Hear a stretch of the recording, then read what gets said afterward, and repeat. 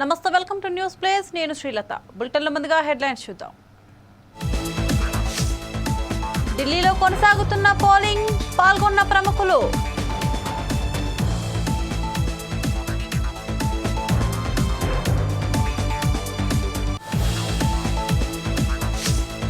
మహాకుంభమేళాలో మోదీ పుణ్యస్నానం చేసి గంగకు పూజలు.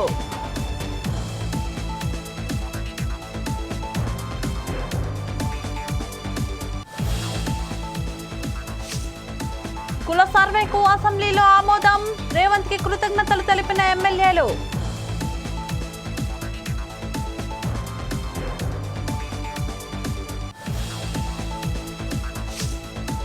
పవన్ దక్షిణాది రాష్ట్రాల పర్యటన పూర్తిగా వ్యక్తిగతమన్న జనసేన.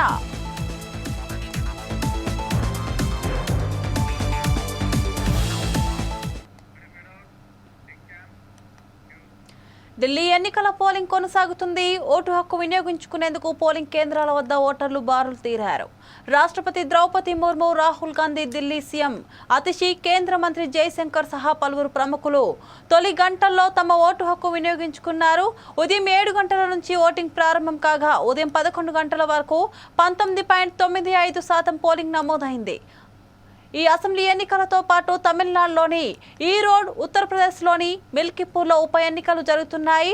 ఈ రెండు ప్రాంతాల్లో 26.03%, 29.8% పోలింగ్ నమోదైంది. ఈరోజు ఈస్ట్ ఎమ్మెల్యే ఈవీకేఎస్ ఇలంగోవన్ మృతి చెందడంతో అక్కడ ఉప ఎన్నికలు అనివార్యమయ్యాయి. అయోధ్య జిల్లాలోని మిల్కీపూర్లో ఉప ఎన్నికలు సమాజ్వాదీ పార్టీ, భాజపా ప్రతిష్టాత్మకంగా తీసుకున్నారు. ఢిల్లీ అసెంబ్లీ ఎన్నికల్లో మొత్తం 699 మంది అభ్యర్థులు పోటీ చేస్తున్నారు. వీరి భవితవ్యం తేల్చేది మొత్తం 70 అసెంబ్లీ నియోజకవర్గాల్లోని 13,766 పోలింగ్ కేంద్రాల్లో ప్రజలు ఓట్లు వేస్తున్నారు.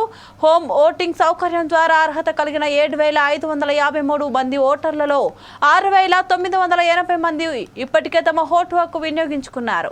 ఈ నెల 8న ఓట్ల లెక్కింపు చేపట్టి ఫలితాలు ప్రకటించనున్నారు.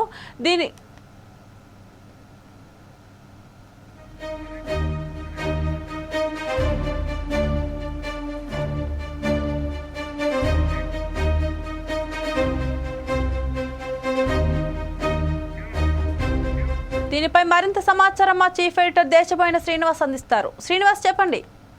శ్రీలత, ఢిల్లీలో ఈ రోజు అసెంబ్లీ ఎన్నికలు ఉదయం నుంచి కోలాహలంగా ప్రారంభమయ్యాయి. ప్రజలు క్యూలలో నిల్చుని తమ ఓటు హక్కును వినియోగించుకుంటున్నారు.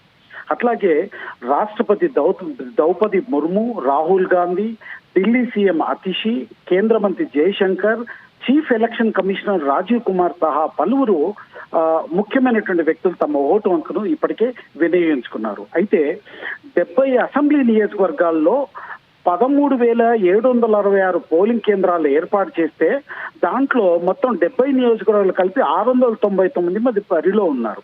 దీంట్లో ఆప్ పార్టీ, బీజేపీ, కాంగ్రెస్, ఇతర పార్టీలతో పాటు స్వతంత్రులు కూడా ఉన్నారు. అయితే మూడోసారి ప్రభుత్వాన్ని ఏర్పాటు చేయాలన్న ఆప్ పార్టీ మాత్రం కళ్ళతో, అంటే 1000 కళ్ళతో ఎదురు చూస్తుందని చెప్పవచ్చు. కాంగ్రెస్ పార్టీ కోల్పోయినటువంటి ప్రభావాన్ని తిరిగి నిలబెట్టుకోవాలని తహతలాడుతుంది. బీజేపీ ఢిల్లీలో బాగా వేయాలని హోరావరిగా ప్రచారం చేశాయి. వీళ్ళందరూ కూడా సంక్షేమ పథకాలను అత్యంత ఎక్కువగా ప్రకటించినప్పటికీ కూడా ప్రజలు ఎటువైపు చూస్తారన్నది ఒక మాత్రం మరి ఇది సస్పెన్స్ గానే ఉంది. ఇటు చూడకపోతే కేంద్రంలో బీజేపీ పార్టీ తమ పంతాను చూపిస్తుంది. అట్లాగే ఆ పార్టీ అక్కడ చేయాల్సినటువంటి అభివృద్ధి, ఢిల్లీలో చేయాల్సిన అభివృద్ధిని పూర్తి స్థాయిలో చేసి చూపించింది. ఇంకా చేయాల్సిన అభివృద్ధి ఏదైతే ఉందో ఆ అభివృద్ధి విషయంలో కూడా పూర్తి స్థాయిలో చెబుతూ, అట్లాగే కాక సంక్షేమ పథకాలను విరిగా ప్రకటించినటువంటి సందర్భం అనేకం చూడొచ్చు. అయితే ఇక్కడ ముఖ్యంగా ఒక విషయాన్ని అర్థం చేసుకోవాలి. ఇక్కడ అందరి చూపు కూడా కేవలం ఒక 5 నియోజకవర్గాల్లో మాత్రం ఉన్నాయి. ఆ నియోజకవర్గాలు ఏంటంటే న్యూఢిల్లీ, దాని తర్వాత పర్వత్గంజ్, దాని తర్వాత జంగీపూర్, కల్కాజీ, బిజ్వాసన్, తర్వాత న్యూఢిల్లీలో వచ్చేసి ఆప్ పార్టీ నుంచి ప్రస్తుత మాజీ సీఎం ఉన్నటువంటి మరి అరవింద్ కేజ్రీవాల్, దాని తర్వాత బీజేపీ నుంచి సాహిత్ సింగ్ వర్మ, కాంగ్రెస్ నుంచి సందీప్ దీక్షిత్, అట్లాగే మరి జంగీపూర్ నుంచి మరి డిప్యూటీ సీఎం అయినటువంటి మనీష్ సిసోడియా ఆ పార్టీ నుంచి, బీజేపీ నుంచి తర్వీందర్ సింగ్, దాని తర్వాత కాంగ్రెస్ నుంచి ఫర్హాద్ అట్లాగే పర్వతకంద్ నుంచి ఆ పార్టీ నుంచి అవధ్ ఓజా, అట్లాగే బీజేపీ నుంచి రవీందర్ సింగ్, తర్వాత కాంగ్రెస్ నుంచి చౌదరి అనిల్ కుమార్, కల్కాజీ నుంచి ఆప్ నుంచి ప్రస్తుత సీఎం అతిషి, తర్వాత బీజేపీ రమేష్ బీదూరి, వీరిద్దరే మాత్రమే అక్కడ పోటీలో ఉన్నారు. అట్లాగే విశ్వాసం నుంచి బీజేపీ నుంచి కైలాష్ గెహ్లాట్, ఆప్ నుంచి సురేంద్ర భరద్వాజ్, కాంగ్రెస్ నుంచి దేవేంద్ర సెహరావత్, ఇలా వీళ్ళు పోటీలో ఉన్నప్పటికీ అయితే ఎవరైతే నడవలేనటువంటి ఇబ్బందిగా ఉన్నటువంటి వారికి ఇంటి దగ్గర నుంచే ఓటింగ్ వేసుకునేటువంటి సౌకర్యాన్ని ప్రభుత్వం కల్పించింది. అందుకోసం అప్లై చేసుకున్నటువంటి వాళ్ళు 7,550 మంది ఉంటే దాంట్లో 6,980 మంది ఇప్పటికీ తమ ఓటు హక్కును నిర్ణయించుకున్నారు. దాని తర్వాత తమిళనాడులో ఈరోడ్లో 26.03%, ఉత్తరప్రదేశ్ లో మిల్కీపూర్ లో 29.86% జరిగింది. అట్లాగే ఢిల్లీలో ప్రస్తుతం 11 గంటల వరకు 19.95% జరిగింది. అయితే ఇప్పుడు సమయం 1 కావస్తుంది, 1:14 వస్తుంది. ఈ 1:14 దాదాపుగా ఇప్పుడున్నటువంటి ఓటింగ్ పర్సెంటేజ్ 35% తగ్గినట్టు, 35% ఓటింగ్ జరిగినట్టుగా తెలుస్తున్నటువంటి సందర్భాన్ని మాత్రం మనం తప్పనిసరిగా చెప్పుకోవచ్చు. అయితే ఇక్కడ ఈ ఎన్నికల్లో మాత్రం సంక్షేమ పథకాల వాటా మాత్రం పెరిగిందని చెప్పుకోవచ్చు. గతంలో సంక్షేమ పథకాలు ప్రకటించకుండా అభివృద్ధి వైపు ఆలోచన చేసినటువంటి అన్ని పార్టీలు ఇప్పుడు మాత్రం సంక్షేమ పథకాల వైపు మాత్రం తొంగి చూస్తూ అందరినీ సంక్షేమ పథకాల వైపు ఆకర్షణ చేసే విధంగా ప్రసంగాలు చేశారు. ఆ నేపథ్యంలోనే పోటీ కూడా జరుగుతుంది. అయితే ఆ పార్టీ మూడోసారి తమ ఆధిపత్యాన్ని నిలబెట్టుకుని ప్రభుత్వాన్ని ఏర్పాటు చేయాలని చూస్తుంది. బీజేపీకి ఇప్పటి వరకు అవకాశం దొరకలేదు. బీజేపీ మాత్రం తాతాలాడుతుంది, ఇక్కడ పార్టీని ఏర్పాటు చేసి జెండా ఎగరవేయాలని ఆలోచిస్తుంది. అట్లాగే కాంగ్రెస్ పార్టీ తమ పూర్వ ప్రభావాన్ని చూపించుకొని ఇక్కడ ఎట్లయినా గెలిచి తమ ప్రభావాన్ని నిలుపుకోవాలని ప్రయత్నం చేస్తున్నాయి. శ్రీలత, ఎన్నికల దృష్టిలో ఉంచుకొని ప్రజలను దృష్టిలో పెట్టుకొని ఎలాంటి భద్రతా ఏర్పాట్లు చేశారు అక్కడ అధికారులు? భద్రత విషయంలో ఇప్పటికే 300 పారామిలిటరీ పోలీస్ బలగాలను ఏర్పాటు చేసింది కేంద్ర ప్రభుత్వం. సో ఎటువంటి ఇక్కడ కేవలం ఒక 3,000 ప్రాంతాలు మాత్రం సమస్యాత్మక ప్రాంతాలని, ఆ సమస్యాత్మక ప్రాంతాల్లో దాదాపు 3,000 పోలీస్ బృందాలు, 3,000 పారామిలిటరీ పోలీస్ బృందాలు మాత్రం గస్తీ ఏర్పాటు చేసుకొని తను ప్రశాంతంగా అన్ని చూస్తేనే ప్రశాంతంగా ఎన్నికల సరళి కూడా కొనసాగుతుంది. ఇప్పటి వరకు ఎటువంటి సమస్యాత్మకమైనటువంటి సంఘటనలు మాత్రం చోటు చేసుకోలేదు. శ్రీలత, ఈ ఎన్నికల నేపథ్యంలో ప్రభుత్వం ఒక యాప్ ని కనిపెట్టింది కదా, దాని ద్వారా ప్రజలు ఎలా స్పందిస్తున్నారు దాని మీద? ఆ ప్రజల పట్ల అక్కడ ఉన్నటువంటి యాప్ పట్ల దాదాపు 90% మంది ప్రజలు పాజిటివ్ గా స్పందించారు. కానీ ఎప్పుడు కూడా ఇక్కడ జరుగుతున్నటువంటి ఢిల్లీలో జరుగుతున్నట్టు ఇంతమంది విద్య ఉన్నటువంటి ఎక్కువగా ఉన్నటువంటి అక్కడ ప్రజలు కూడా ఈ ఓటింగ్ సభలో మాత్రం దాదాపు 50 నుండి 60% పాల్గొన్నటువంటి చరిత్ర ఉంది. ఈసారి కూడా వేచి చూడాలి. ఇప్పటి వరకు 1:14 నిమిషాల వరకు 30% మాత్రమే ఓటింగ్ అనేదిగా తెలుస్తుంది. మరి సాయంత్రం 6 వరకు జరిగేటువంటి సందర్భంలో, ఓటింగ్ జరిగే సందర్భంలో మరి అది 50 వరకు 66% వరకు చేరేటువంటి అవకాశం మాత్రం లేకపోలేదు మాత్రం రాజకీయ విశ్లేషకులు మాత్రం చెబుతున్నటువంటి సంఘటన. Srilatha, okay, thank you Srinivas.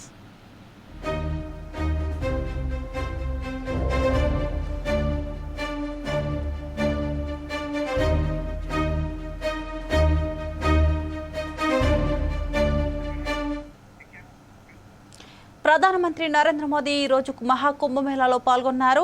Triveni సంగమంలో ఆయన పుణ్య స్నానం చేశారు. అనంతరం గంగాదేవికి ప్రార్థనలు చేశారు. ప్రధాని మోదీ పర్యటన నేపథ్యంలో ఉత్తరప్రదేశ్ ముఖ్యమంత్రి యోగి ఆదిత్యనాథ్ నిన్న రాత్రే ప్రయాగ్రాజ్ మహాకుంభమేళా ప్రాంతానికి చేరుకున్నారు. 11 గంటలకు త్రివేణి సంగమంలో పుణ్య స్నానం చేశారు. అనంతరం ప్రయాగ్రాజ్ విమానాశ్రయంకు వెళ్లి ఢిల్లీకి తిరుగు ప్రయాణం అవుతారు. మోదీ రాక నేపథ్యంలో ప్రయాగ్రాజ్ నగరంతో పాటు కుంభమేళా వద్ద భారీ భద్రతా ఏర్పాట్లు చేశారు. ఇప్పటి వరకు 38 కోట్ల మంది కుంభమేళాకు వచ్చినట్లు ఉత్తరప్రదేశ్ ప్రభుత్వం తెలిపింది. సామాన్య భక్తులతో పాటు అనేక మంది ప్రముఖులు కూడా కుంభమేళాకు హాజరై పుణ్య స్నానాలు ఆచరిస్తున్నారు.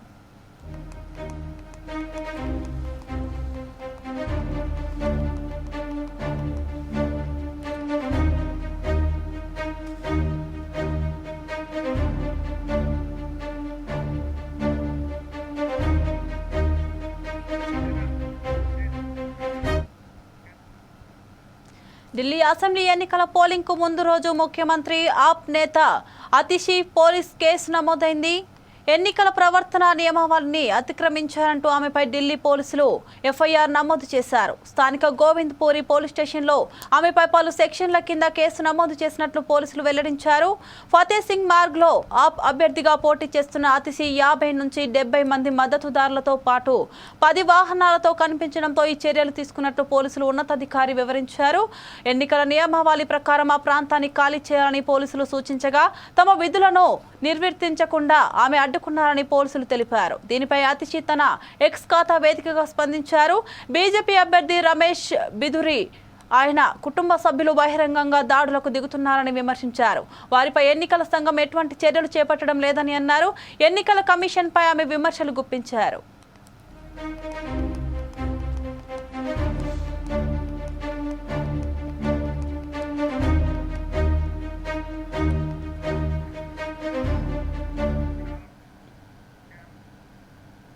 నార్కట్పల్లి మండలం చెరువుగట్టు గ్రామంలో శ్రీ పార్వతీ జడల రామలింగేశ్వర స్వామివారి కళ్యాణ మహోత్సవ వేడుక తెల్లవారుజామున అర్చక బృందం వేద మంత్రాలతో అంగరంగ వైభవంగా నిర్వహించారు.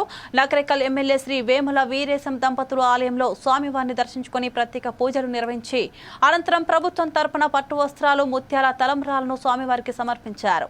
స్వామివారి కళ్యాణం వేడుకను జిల్లా నలుమూలల నుంచి వచ్చిన భక్తులు తిలకించారు. గుట్టపై జనసంద్రంగా మారింది. స్వామివారి కళ్యాణంలో పాల్గొనడం జరిగింది. చాలా ప్రతిష్టాత్మకమైనటువంటి టెంపుల్ చెరువుగట్టు జడల రామలింగేశ్వర స్వామి టెంపుల్. ఇక్కడ ప్రతి సంవత్సరం స్వామివారి కళ్యాణం జరుపుతూ 9 రోజుల పాటు ఈ ఉత్సవం నిర్వహించేటువంటి ఒక సాంప్రదాయము తరతరాలుగా వస్తుంది. ఇక్కడ కళ్యాణంలో పాల్గొని స్వామివారిని దర్శించుకుంటే మంచి జరుగుద్ది, మేలు జరుగుద్ది అనేటువంటి ఒక సాంప్రదాయం. నందిగామ మున్సిపాలిటీ చైర్మన్ గా 10వ వార్డు కౌన్సిలర్ మండవ కృష్ణకుమారి ఎన్నికైనట్లు ఎన్నికల అధికారి బాలకృష్ణ ప్రకటించారు. మండవ కృష్ణకుమారికి 15 మంది మద్దతు తెలుపగా ఎక్స్ అఫీషియల్ మెంబర్ ఒకరితో కలుపుకొని మొత్తం 16 మంది ఆమోదం తెలిపారన్నారు. ఏపీ ప్రభుత్వ విప్ ఎమ్మెల్యే తంగిరాల సౌమ్య మాట్లాడారు. ఈరోజు మరి అందరి ఆమోదంతో పైన అధిష్టానం అదేవిధంగా మున్సిపల్ మినిస్టర్ నారాయణరావు గారు ఆమోదంతో కానీ, గౌరవ ముఖ్యమంత్రి చంద్రబాబు నాయుడు గారు ఆమోదంతో కానీ, డిప్యూటీ సీఎం పవన్ కళ్యాణ్ గారి ఆమోదంతో కానీ, లోకేష్ బాబు గారు ఆమోదంతో మరి ఇక్కడ చుట్టుపక్కల ఉన్న కౌన్సిలర్స్ ఆమోదంతో ఈరోజు ఘన విజయంతో నందిగామ మున్సిపల్ చైర్మన్గా మండవ కృష్ణకుమార్ గారు పూర్తిగా మేము శుభాకాంక్షలు తెలియజేస్తున్నాం. అదేవిధంగా సహకరించిన ప్రతి ఒక్క కౌన్సిలర్ కూడా పేరు నేను మనస్ఫూర్తిగా ధన్యవాదాలు తెలుసుకుంటున్నాను. ఇదంతా కూడా మరి అధిష్టాన ఆమోదంతోనే జరిగిందండి. గత 2 రోజులుగా మేము కొలికి రాలేకపోయాము. చివరిగా తుది నిర్ణయం మరి అధిష్టానం దృష్టి పెట్టడం, వాళ్ళ ఆమోదం దృష్టితో ఈరోజు మేము ప్రకటించడం జరిగింది. బోర్డర్ పక్కన నెట్టేసి పసుపు జెండా ఎగరేసాం మున్సిపాలిటీ. మరి ఈరోజు ఎవరు డమ్మీ అయ్యారు? తెలంగాణ రాష్ట్రంలో సామాజిక, ఆర్థిక, ఉపాధి, విద్య, రాజకీయ మరియు కుల సర్వే 2024 తీర్మానాన్ని అసెంబ్లీలో ఆమోదించిన సందర్భంగా పిసిసి అధ్యక్షులు ఎమ్మెల్సీ మహేష్ కుమార్ గౌడ్, మంత్రులు పొన్నం ప్రభాకర్, పొంగిలేటి శ్రీనివాసరెడ్డి, ప్రభుత్వ సలహాదారు కె కేశవరావు, బీసీ ఎమ్మెల్యేలు, ఎమ్మెల్సీలు ముఖ్యమంత్రి రేవంత్ రెడ్డికి కృతజ్ఞతలు తెలిపారు.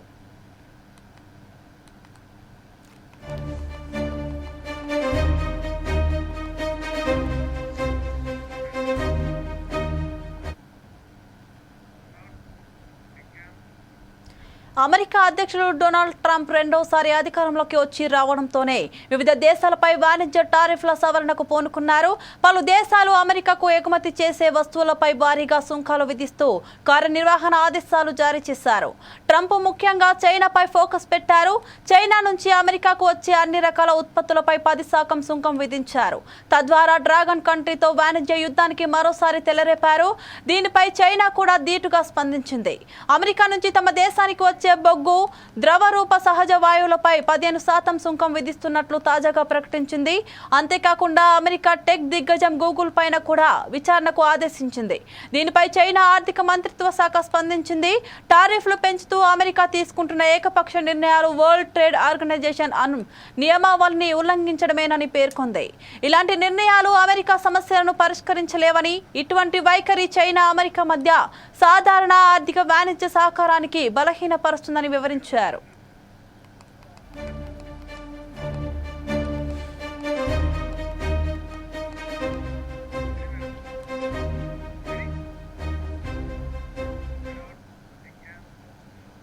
తీన్మార్ మల్లన్నకు సోకస్ నోటీసులు పంపాలని కాంగ్రెస్ పార్టీ నిర్ణయం తీసుకుంది.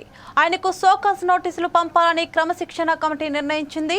మల్లన్న ఓ వర్గాన్ని తీవ్రంగా దూషించారని, సొంత పార్టీపైన విమర్శలు చేస్తున్నారని నాయకులు, కార్యకర్తలు ఫిర్యాదులు చేస్తున్న నేపథ్యంలో హైకమాండ్ ఈ నిర్ణయం తీసుకుంది. ఇటీవల ఆయన రెడ్డి సామాజిక వర్గాన్ని కించపరుస్తూ మాట్లాడారని పార్టీకి ఫిర్యాదులు వెల్లువెత్తాయి.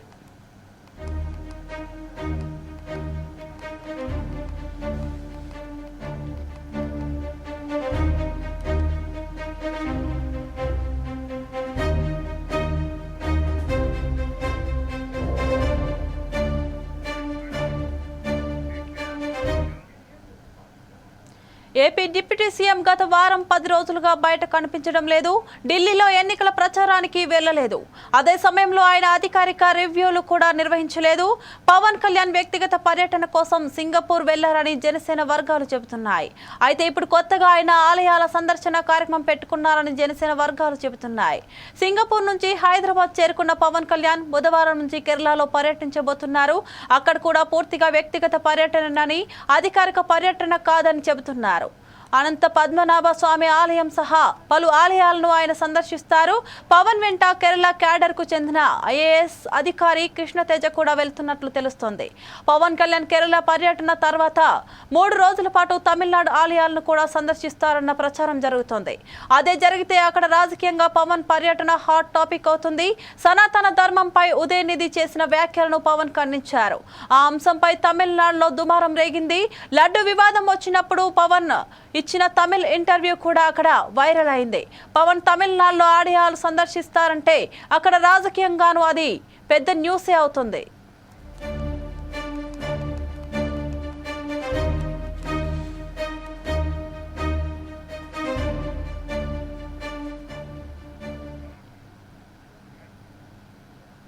హైదరాబాద్ నుంచి తిరుపతికి వెళ్లాల్సిన విమానం సాంకేతిక కారణాలతో క్యాన్సిల్ అయింది. శంషాబాద్ ఎయిర్పోర్ట్లో ప్రయాణికులు ఆందోళనకు దిగారు.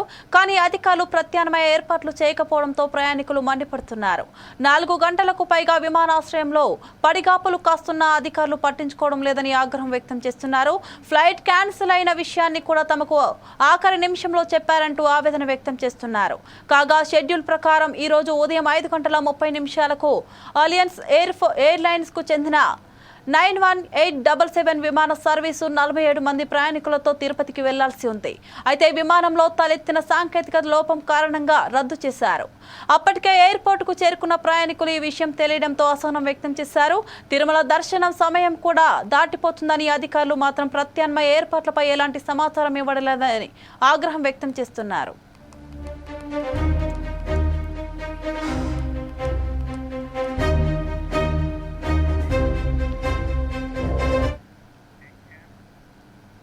రాష్ట్రంలో ఎమ్మెల్సీ ఎన్నికల హడావిడి మొదలైంది. బీజేపీ 3 ఎమ్మెల్సీ స్థానాల్లో తమ అభ్యర్థులను ప్రకటించగా కాంగ్రెస్ పార్టీ సైతం తమ అభ్యర్థులపై కసరత్తులు చేస్తోంది. కానీ ప్రధాన ప్రతిపక్షం బీఆర్ఎస్ నుంచి మాత్రం ఎలాంటి స్పందన లేదు. ఎమ్మెల్సీ అభ్యర్థుల విషయంలో కన్ఫర్మేషన్ లేదు, కసరత్తులు కనిపించడం లేదు. అయితే ఇది కూడా కేసీఆర్ వ్యూహమే అని రాజకీయ నిపుణులు అంటున్నారు. మరి కేసీఆర్ యుద్ధం చేస్తారా లేదా అనేది చూడాల్సి ఉంది.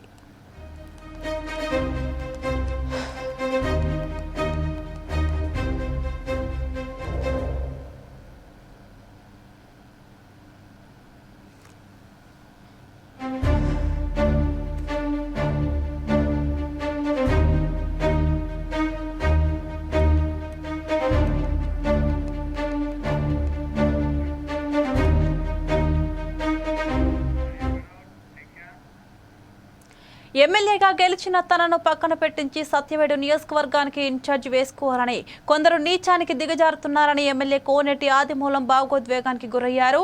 పిచ్చాటూరులో ఆదిమూలం అధ్యక్షతన తెలుగుదేశం పార్టీ సత్యవేడు నియోజకవర్గ స్థాయి సమీక్ష సమావేశం జరిగింది. గతంలో వైసీపీలో ఉన్న తనకు ఓ పెత్తందారి ఎమ్మెల్యే టికెట్ రాకుండా చేశారని, అదే పార్టీలో ఎంపీ టికెట్ ఇచ్చినా కాదని తునర్ప్రాయంగా బయటకు వచ్చేశానన్నారు. కొందరు నాపై కుట్ర పన్ని మహిళలతో తనకు తమ కుమారునికి అక్రమ సంబంధాలు అంటగట్టి అసత్య ప్రచారాలకు తెరలేపారని ఎమ్మెల్యే ఆవేదన వ్యక్తం చేశారు. దీనికి కారణమైన వారిపై చట్ట ప్రకారం తప్పక చర్యలు తీసుకుంటామని స్పష్టం చేశారు.